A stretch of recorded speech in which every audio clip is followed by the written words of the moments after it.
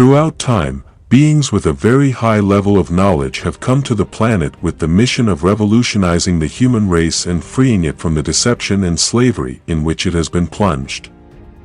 These evolved beings have accessed knowledge that, if understood and applied, can free us from slavery.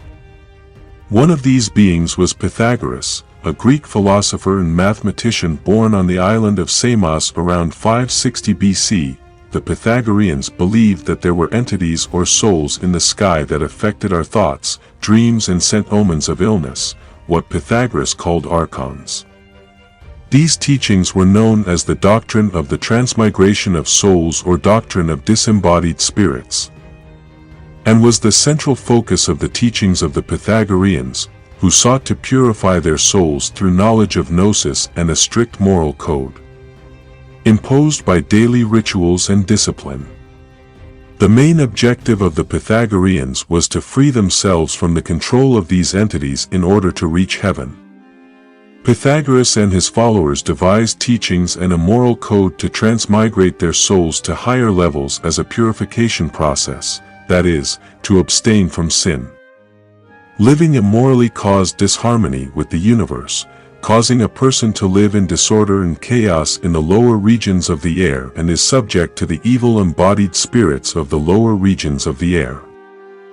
The Pythagoreans will use these doctrines as the central focus of their teachings, in which they will seek to purify their souls through the knowledge of gnosis and a strict moral code imposed by rituals and daily discipline.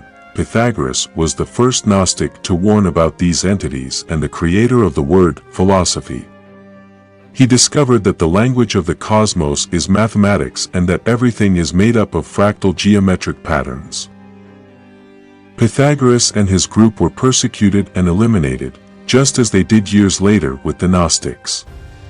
In his chapter, Mud Shadows, of his third part of the book, The Active Side of Infinity, the anthropologist Carlos Castaneda outlines the definition of these entities from other dimensions called predators, or known by the shamans of ancient Mexico as the flyers.